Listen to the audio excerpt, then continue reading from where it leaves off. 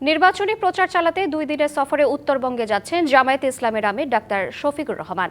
যোগ দেবেন 10 দলীয় নির্বাচনী ঐক্য সমর্থিত জামায়াত ও এনসিপির প্রার্থীদের জনসভায়। সমাবেশ ঘিরে পরিপূর্ণ পঞ্চগড় জেলা চিনিকল মাঠ।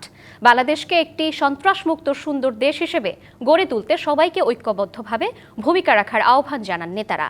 আগামী সংসদ নির্বাচন যেন সুষ্ঠু ও সুন্দরভাবে সম্পন্ন হয় তার জন্য অন্তর্বর্তীকালীন সরকারের প্রতি আহ্বান জানান সমাবেশে আসা জনসাধারণ।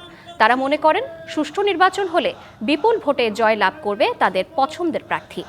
পঞ্চগড়ে সমাবেশের পর দুপুর 2টায় দিনাজপুরে, বিকেল 4টায় ঠাকুরগাঁওয়ে এবং সন্ধ্যায় বিভাগীয় শহর রংপুরে আয়োজিত জনসভায় প্রধান অতিথি হিসেবে বক্তব্য দেবেন জামায়াত আমির। দলমত নির্বিশেষে আমাদের 10 দলীয় ঐক্য জোটে শাপলা কলিতে ইনশাল্লাহ সবাই ভোট দিবে, এটুকু আমরা আশাবাদী। আমরা তরুণ ভোটার, আমরা এবারে আমাদের প্রথম ভোট আমরা আমাদের দাঁড়িপাল্লাতে দিব ইনশাআল্লাহ। 17 বছর পরে ভোট দিব।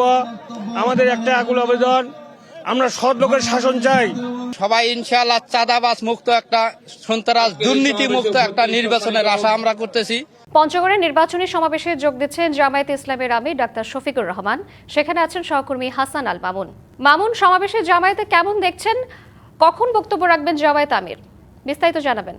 শ্রাবন্তী, আপনাকে ধন্যবাদ। যেমনটি বলছিলেন, আজকের এই জনসভার মধ্যে দিয়ে বাংলাদেশ জামায়াত ইসলামী সহ 10 দলীয় নির্বাচনী ঐক্যের যে নির্বাচনী জনসমাবেশ সেটি শুরু হয়েছে পঞ্চগড়ের এই জনসভার মধ্য দিয়ে। আপনাকে যদি একটু আমি দেখানোর চেষ্টা করি যে পঞ্চগড় যে চিনিকল মাঠ রয়েছে, সেই চিনিকল মাঠ কিন্তু ইতিপূর্বেই কানায় কানায় পরিপূর্ণ হয়েছে এবং আজকের এই সমাবেশে প্রধান অতিথি হয়েছেন বাংলাদেশের জামায়াত ইসলামীর আমির ডাক্তার শফিকুর রহমান। তিনি 11টায় এই চিনিকল মাঠে বক্তব্য রাখবেন। ইতিমধ্যেই কিন্তু তিনি পঞ্চগড়ে এসে পৌঁছেছেন। আমরা দেখছি যে এই যে মঞ্চ করা হয়েছে, সেই মঞ্চে কিন্তু 10 দলের যে কেন্দ্রীয় নেতারা রয়েছেন তারা সহ বাংলাদেশ জামায়াত ইসলামী যারা কেন্দ্রীয় নেতা রয়েছেন তারাও এসে উপস্থিত হয়েছেন। মূলত এই নির্বাচনী যেই জনসভা, এই জনসভায় তারা একটি সুষ্ঠু নির্বাচনের আহ্বান জানিয়েছেন। আমরা এখানকার যারা ভোটার রয়েছেন তাদের সাথে কথা বলেছি। এখানকার যারা এই জনসভায় উপস্থিত রয়েছেন তারাও বলছেন যে দীর্ঘ 1 যুগ পর যে নির্বাচনের আয়োজন হতে যাচ্ছে, সেই নির্বাচনটি যাতে সুষ্ঠু হয়, সুন্দর হয়, এমনটি প্রত্যাশা করছেন তারা বলছেন যে যদি একটি সুষ্ঠু এবং সুন্দর নির্বাচনের আয়োজন করতে পারে এই অন্তর্বর্তীকালীন সরকার, তাহলে বিদেশ থেকে দেশে রেমিটেন্সের টাকা আসে নিরাপদে। তাই আজই আপনার তাদের পছন্দের যে প্রার্থী সেই প্রার্থী পাশ করবেন, এমনটি তারা আশা ব্যক্ত করছেন। আর মঞ্চ থেকে বক্তারা একই কথা বলছেন যে সুন্দর সুষ্ঠু নির্বাচনের মাধ্যমে একটি সুন্দর দেশ গঠন করা সম্ভব হবে, এমনটি জানাচ্ছেন।